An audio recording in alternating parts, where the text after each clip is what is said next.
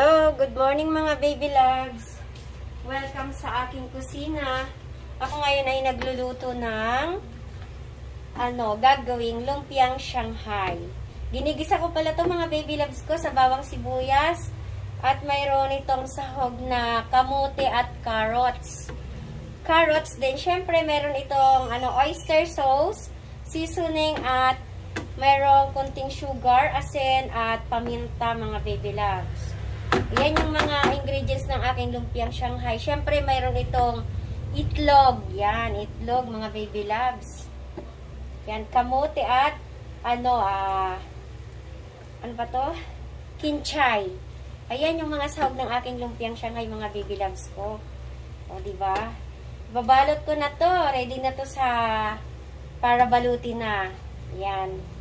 O, diba? Yummy, yummy at luto na ito, mga baby loves ko. Yan. O, diba? Kompletos ricados. Thank you sa panonood, mga baby loves. Ingat palagi and good vibes lang kayo dyan. Good vibes sa inyong lahat dyan. Kung nagustuhan nyo ang aking niluto, pa-comment-comment naman at kung saan nakarating tong aking niluto, pa-comment-comment and syempre, pa-follow naman ang aking page. Rochelle Zona Post and syempre, yung YouTube channel ko ay Shell Foss TV. Salamat sa inyo.